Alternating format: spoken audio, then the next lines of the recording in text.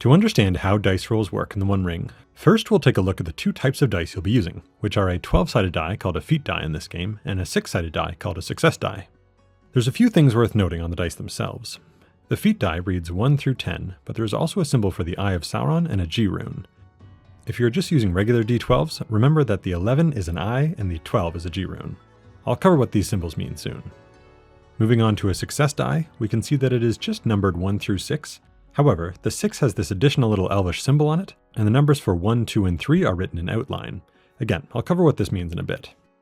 In the One Ring, you will be rolling a feat die and a number of success dice and adding the total value together, looking to equal or beat a target number. Let's see how that works.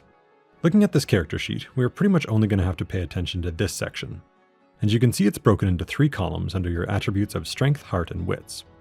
Down below, you can see which skill falls under each of these 3 attributes. Anytime you are making a skill roll, you are hoping the total value of your roll is equal to or higher than the target number listed with that attribute. Let's have Ingold here use his athletic skill as he attempts to climb a cliff. Every roll you make will have a feat die, but also some success dice. To know how many success dice to roll, check how many diamonds are filled in with that skill. There are various elements in the game that might cause you to gain or lose dice, but most of the time you'll be rolling the amount shown by the filled in diamonds. Ingold has 2 diamonds filled in, so I will roll 1 feat die and 2 success dice. The result is an 8 on the feat die and a 5 and a 1 on the success dice, for a total of 14. Since we needed to equal or beat the strength TN of 14, Ingold is successful, and he pulls himself up the cliff face. And now the game can continue with other characters making similar rolls, or else Ingold facing another challenge and making new rolls. However, if you remember, I mentioned earlier that the 1, 2, and 3 on success dice are written in outline, and that means something, sometimes. Generally, those results can be read as normal. However, throughout play your character may become weary.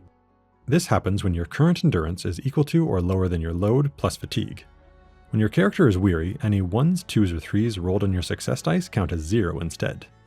So, if we change our example scenario and say that Ingold was weary while trying to climb the cliff and use that same roll, the total now only equals 13. Since the total is less than the target number, Ingold fails his skill check. After being unable to scale the cliff, Ingold decides to look for an alternate path. Now he's going to roll Explore. Looking at his skill, we can see that this box to the left is filled in. That means Ingold's roll is favored, which means he can roll 2 feat dice instead of 1 and take the highest result. It's a good thing too, he has a pretty high target number for wits. Ingold gets to roll 2 feat dice as well as the 2 skill dice, with the result being a G-Rune and a 6 on his feat dice, and a 4 and a 3 on his skill dice. The G-Rune is better than the 6, so we can just discard the 6. Normally we would total all our dice and compare it to our TN.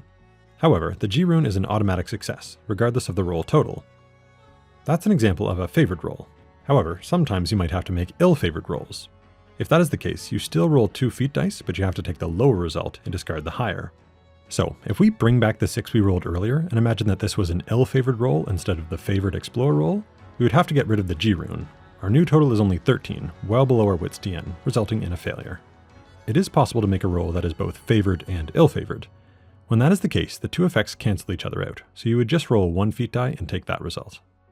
Let's take a look at another roll with a few variations. Ingold now sees a fire through the trees and intends to investigate. First, he'll use awareness to see if there are any enemies. As usual, Ingold rolls 1 feat die, but this time he gets to roll 3 success dice. His result is an eye, a 6, and 2 5s. This is the first time we've seen an eye, so what does it mean? Well, the eye actually stands for a 0. So if we total the other numbers together, we still get a result of 16, which beats his TN of 14, so the roll was still a success despite the eye. Ingold is able to see even from this distance that there are orcs around the fire and there are hidden sentries keeping watch. This roll gets even better though. One of the success dice was a 6, which means Ingold gains a superior success.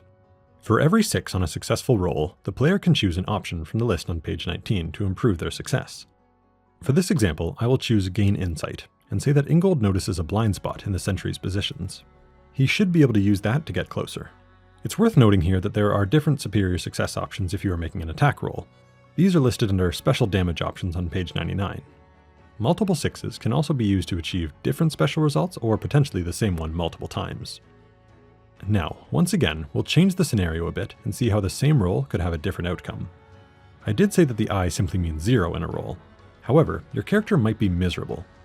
This is a condition that comes about if your character's current hope is equal to or lower than their shadow score. When this happens, if the feat die results in an eye, the roll fails, regardless of the combined total of the roll. So in this example, Ingold would have been unable to catch a glimpse of who is around the fire. And because the roll fails, even though Ingold rolled a 6, he would be unable to use that to gain a superior success. Finally, Ingold wants to see if he can determine what these orcs might be up to. For that, he's going to make an insight roll. However, as you can see, he doesn't have any diamonds filled in. That means he can only roll his 1 feat die and no success dice. His TN is 15, which is a hard number to reach on a 12-sided die. Ingold's only hope is to roll a G-Rune for an automatic success. A 9 is not going to do it. Well, the odds were against him on that one. He's going to have to get closer to try something else. And there we have it. That should cover every type of roll you can make in the One Ring 2nd edition. Hopefully you find this video helpful. Also, I have made a different style of character sheet that is form-fillable and double-sided with some quick reference rules on the back, as well as space for some notes. And because of some very incredible people who are more intelligent than me, the sheet is available in a couple different languages. So, if that interests you, you can find that through a link in the description. Anyways, thanks so much for watching, have a great day.